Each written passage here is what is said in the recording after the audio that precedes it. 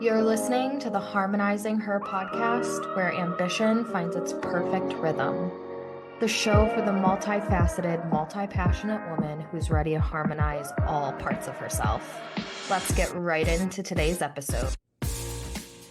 Welcome back to another episode of the Harmonizing Her podcast. I think this is going to be my favorite episode of the entire season because I am going to talk you through a list of things that significantly improved my quality of life.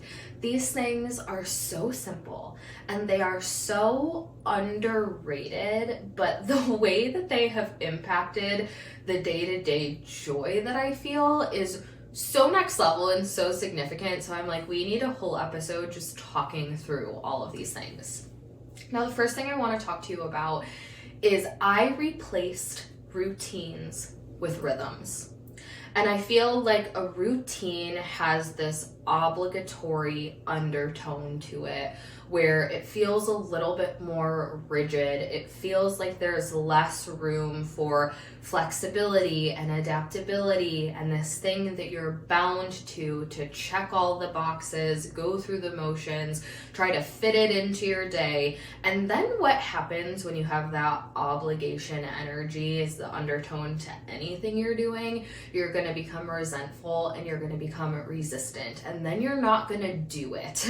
And so now you're not doing the things in your routine that you know are going to make you feel good because you have some beef with like the actual structure of your routine. And I really needed to change my relationship with my routine. And I heard the word rhythm and that just had like instant resonance, because to me a rhythm is something that has a little bit more ebb and flow. There's more flexibility, there's more adaptability, and especially for me in the season that I'm in right now, we have a 2-year-old. And so every day does not look the same in our household. Every morning does not look the same. We are not a family that gets up at the same time every day. There's some, flexibility needed there and adaptability. And so I started to re-look at my days of, okay, I want a morning rhythm and I want a night rhythm and I also want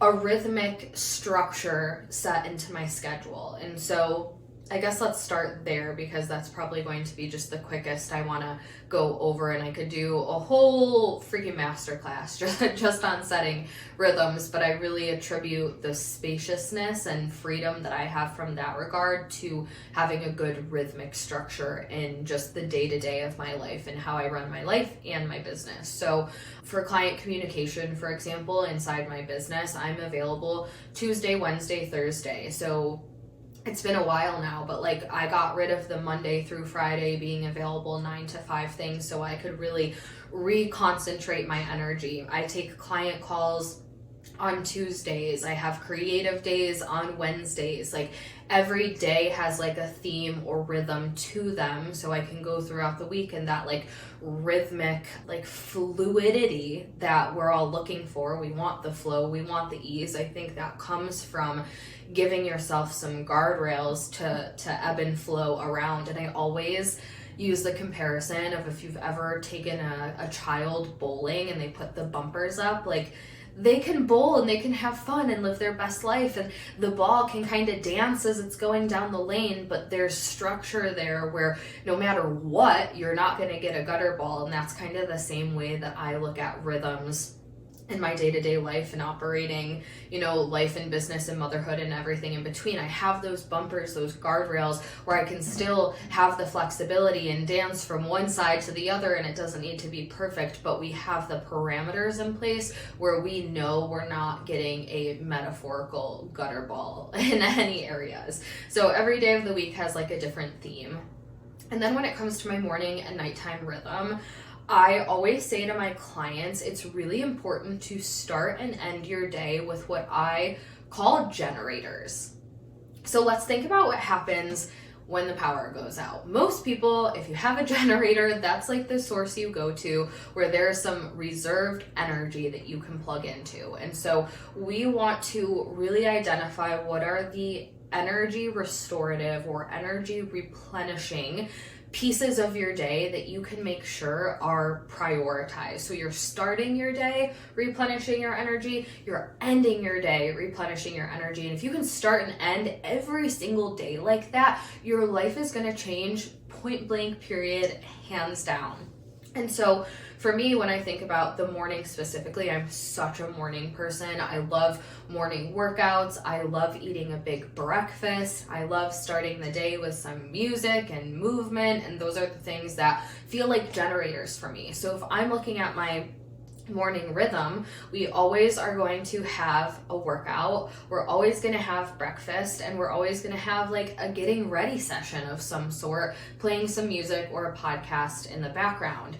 Now, the order of these things doesn't matter. That's what really makes this a rhythm rather than a routine. They don't have to be at the same time. They don't have to be in the same order, but I'm going to make sure that I'm checking all of those boxes before I start my workday. Maybe I start my workday at 9 a.m. Maybe I start it at 12:30 in the afternoon. It's irrelevant, but I don't start my day until my morning rhythm is done and I've checked the boxes on those generators that I know is going to allow me to show up as the best version of myself, totally replenished, totally recharged, pouring from that overflowing cup, which is a core value for mine in business. So we have the morning rhythm, we have the morning generators. Now the PM, this was something that I really started to focus on at the end of last year. I've always had a really great morning routine rhythm, but I was like, I need something more purposeful to wind the days down with. And so for me, that looks like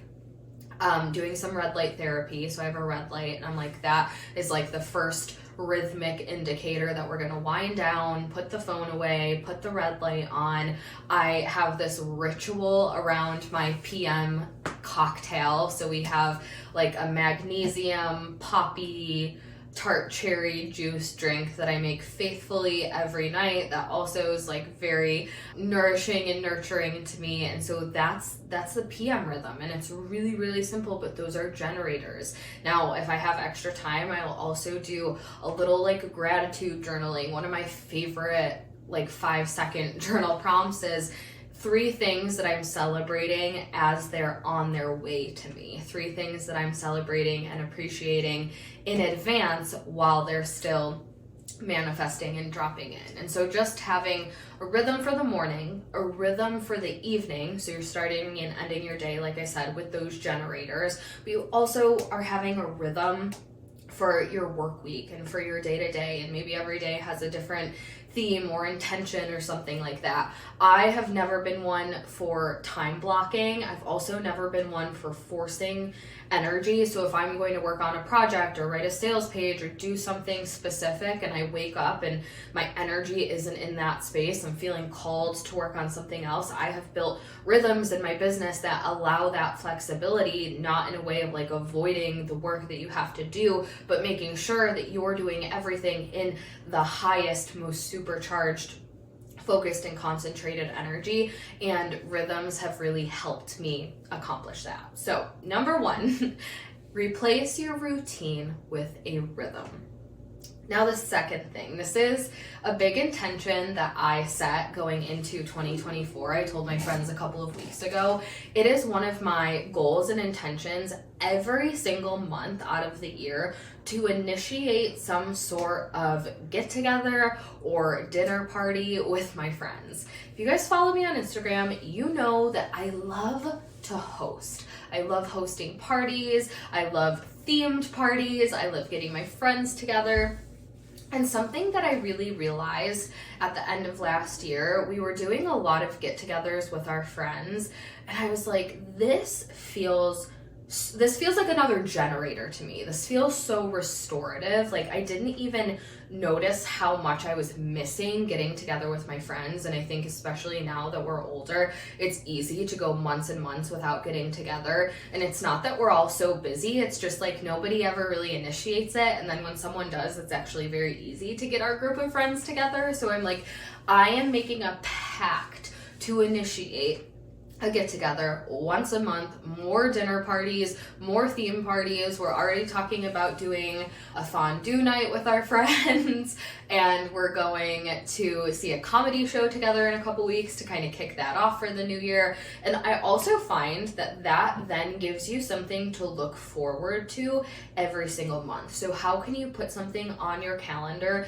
that you can really feel that like eagerness and hype and anticipation and excitement and build up every month out of the year? That's always one of my favorite feelings when we're planning vacations. Me and my mom always say the vacation's awesome, but like the best part is actually the anticipation leading up to the vacation and planning and the countdown and packing, and we're gonna have so much fun. Like that vibe, if we can infuse that more into our life every single month, it's going to drastically improve the quality. So life hack, put something on the calendar every single month that you can look forward to and initiate plans with the people you love. Send out the group text, reach out to an old friend, get a coffee date on a calendar, go see a comedy show.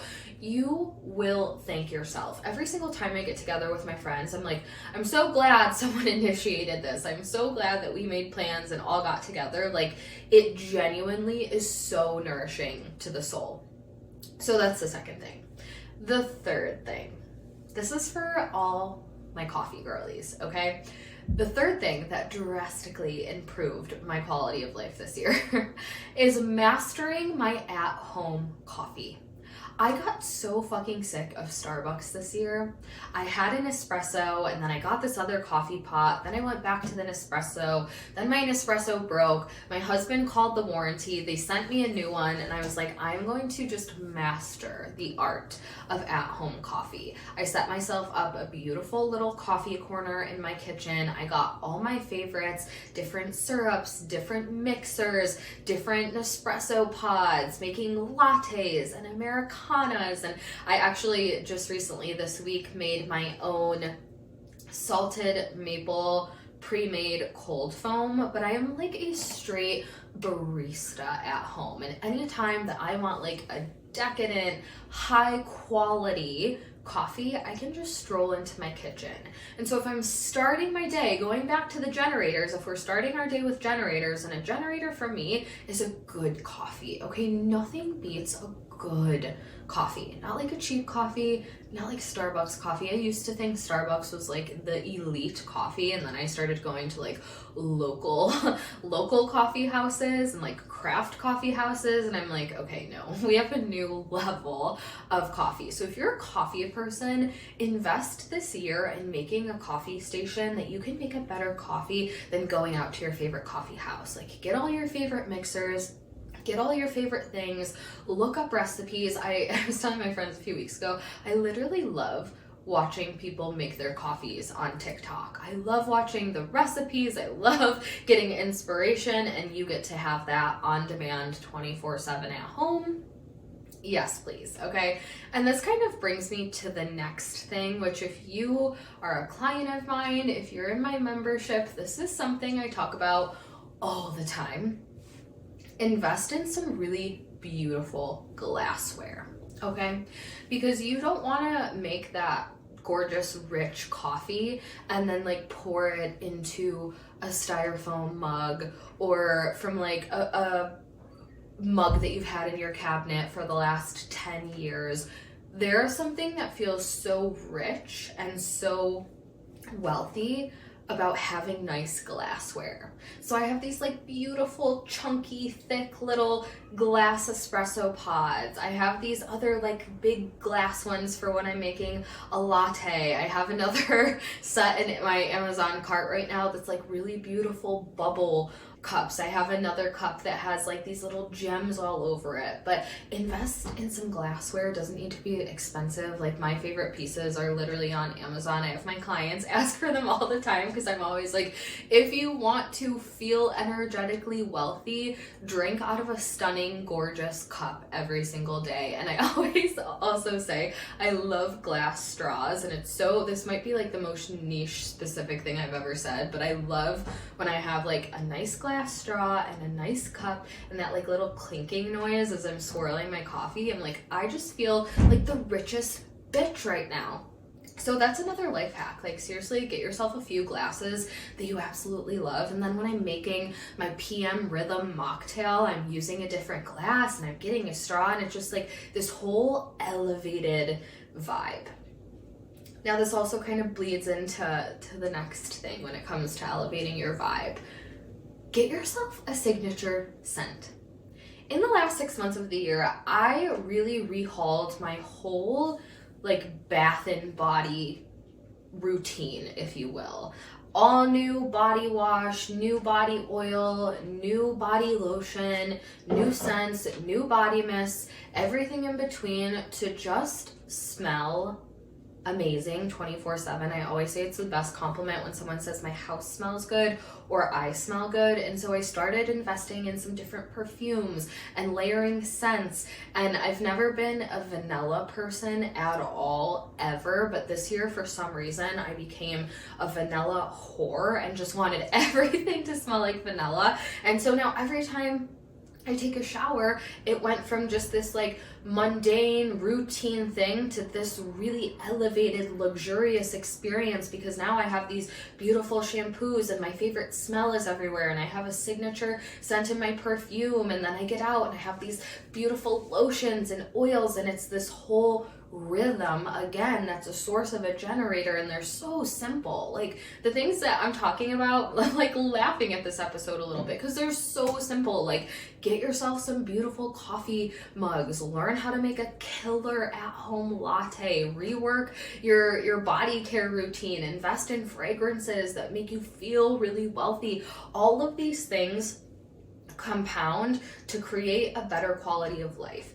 And the thing that I want to end the episode with is the thing that I think brings all of these things that we've talked about together, which is really the concept of romanticizing your life every single day. I always tell my clients, if you can find the mundane moments, the routine moments, the things that you have to do no matter what anyway, the things that have even become unconscious and just a part of your day, like making your coffee, right? You can do that in a really unconscious way where you're like, I have this basic coffee pot, grab that mug that's been collecting dust for 10 years, make your coffee, go through the motion, take your shower, shampoo your hair, and like start your day. Or, like we've been talking about, you grab a gorgeous cup that you love and you grab your favorite straw and you make your favorite latte, and then you have your whole moment in the shower because every detail of it is romanticized, from your shampoo to your body oil to your spray to your lotion and everything in between. That then takes these mundane, average, everyday moments. You're gonna do the things anyway, right? You're gonna shower anyway. You might as well make it a luxurious part of your day. You're gonna drink a coffee every day most likely anyway, so why not extract that moment and make it something that feels so rich and so wealthy and so nourishing? Make those things that are boring or mundane or average, how do we turn them into generators and things that actually restore our energy and replenish us and make us feel really good and feel vibrationally wealthy, rather than just going through the motions? So I'm always looking for little pockets and opportunities of how can I better romanticize the boring moments of my life? How can I look at this rhythm in a different way? How can I look at this thing that I have to do anyway and make it even more special? Even when it comes to like cleaning the house, I get my beautiful pink JBL speaker out, I blast it, I have myself a whole moment, I have to do it anyway. Why not romanticize my life? The way that I kind of trained myself to start doing that too was actually creating content around these mundane things. And so I would take my phone out to like film myself making the coffee, or film myself getting ready, or make an aesthetic video of like lighting the candle or burning the sage or whatever it is, to capture the moment and make it romantic and look at it through a different lens of, this isn't just something I'm going through unconsciously and I'm checking off the list, but I'm purposefully creating beautiful moments every single day, and these moments fill my days fill my weeks and my months and my years and my life. And now all of a sudden our life is made up of these beautiful, romanticized, intentional little moments. And like I said, the things that we covered today, like, they seem basic and they seem simple, but I'm telling you, they make the biggest difference in how you feel from an energetic perspective, how you look forward to starting and ending your day. Like, I look forward to waking up and making my coffee. When you can have that eagerness and anticipation for life and meeting up with your friends and getting together with people who fill up your cup, that's what life is all about. So maybe you saw the episode or the title for today's episode and you're like, oh my gosh, these are going to be like the most radical, grandiose, like things that are totally going to change my life.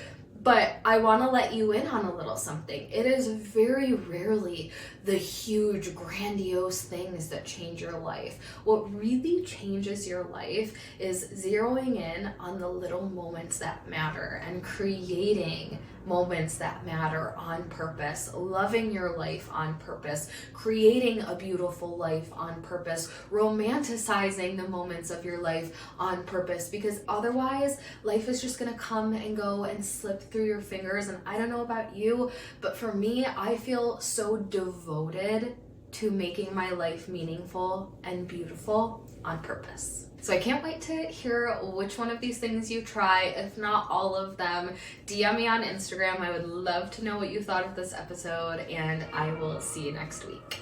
That's a wrap for this week's episode. As always, I'm your host, Taylor Slango, and it's my mission for this show to be a catalyst that empowers you to break free from all the boxes and stop trying to niche down who you are.